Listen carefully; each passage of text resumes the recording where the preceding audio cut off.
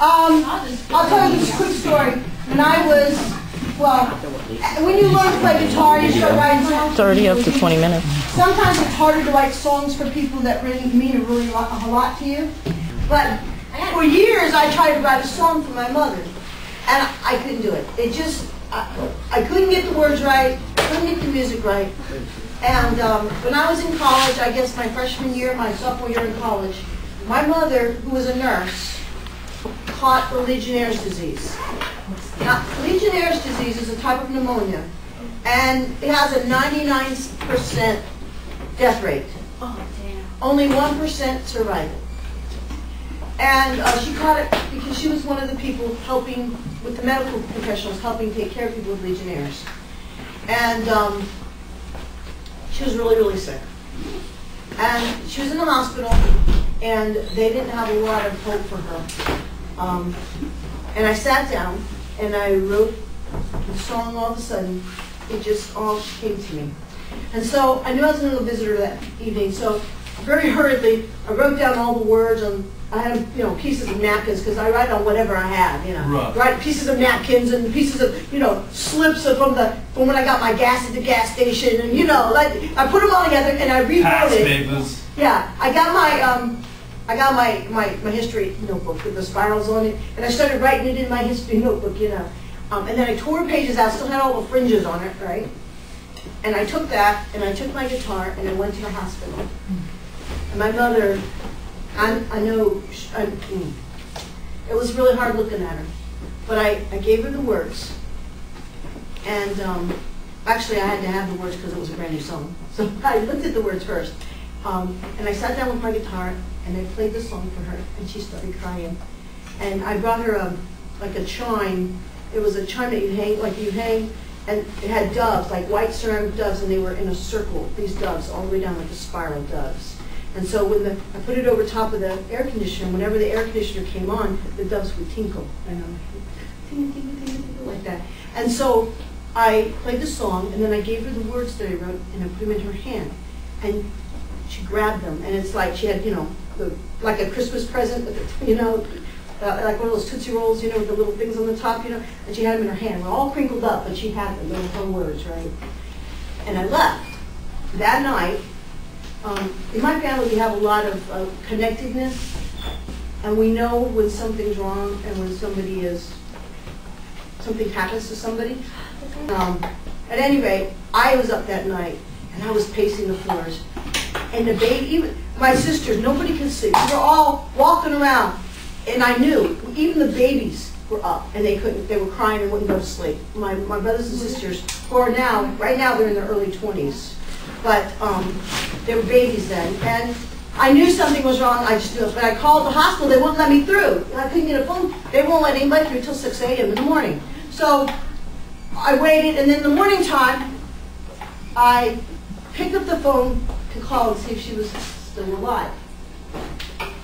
And they connected me with her. And she said, "Oh, Debbie," she was crying, and she was really distraught. She says, I said, "What's the matter? What's the matter?" She says, "The sun is rising." She says, "It's so beautiful. Can you see it? It's rising." And I found out later from the doctors, when I went in later that day, that if she could survive that night, then she would be okay. But probably she was going to die that night. They thought she was going to die that night. And my mother said that all night long, she had at the bottom of her bed in a chair, there was a person, like an angel of death, she said, sitting there, laughing at her, she says, and she knew it was an illusion, that it was somebody, that it was the drugs or whatever, her sickness or whatever. But she said she knew, she had those words, my song in her hand, and she said she knew that was real. And she said she knew that the sound of the doves tinkling over the air conditioner was real. And she couldn't trust anything else to be real. She knew those were real. She knew that if she could just listen to those and hold those notes, hold that music in her hand overnight and keep holding on to it, if she could survive the night and see the sunrise, then she would be okay. And my song was what got her through the night. She said she kept listening to it the chorus over and over in her head. And she had the words. And so now, every time we get together, my sisters and I, we always sing the song for my mother. I'll sing it for you, yes. It's going to be really personal. Is your mom alive now? My mom is still alive. Oh! Yay. So cute. And here we go.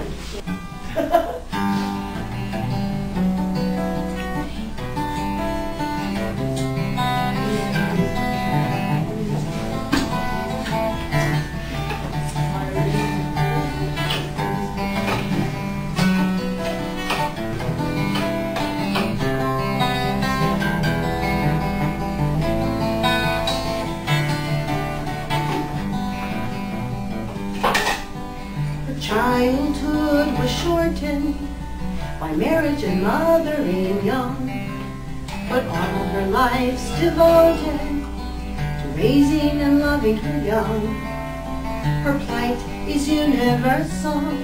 She has more work than hours in a day. She is nurse, chef, maid, and chauffeur. Her job thankless, done without pay. But she sang to me at night, and her voice was like spring leaves, and her arms were always open to all my hurts and peace. She showed me birds in forests and taught me to swim in the sea. And when my wings were ready, she gently set me free. Sing to me a little melody, and please try to send one of your smiles. Send an echo through the wilderness. Never forget I love you. When I drown myself in sunrise and listen to babbling brooks, when I used to climb the pear tree, eating fruit and reading my books, when I dive into my music, picking songs on my old guitar, I have the bright awareness you are never too far, because everything I am and everything I do reminds me of my younger years, the times I've spent with you. You etched nature in my heart and song upon my soul, and you answered all your laughter and love to your young fool. Sing to me a little melody, and please try to send one of your smiles.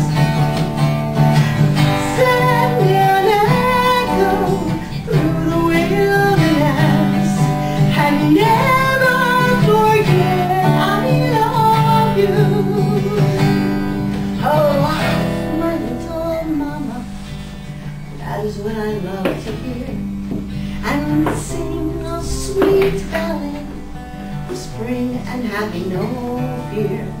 For when the iridescent rainbow has fallen away from the sky, you'll still be the vision of hope in my lungs. Sing to me a little melody, and please try to send one of your smiles. Send an echo through the wilderness, never forget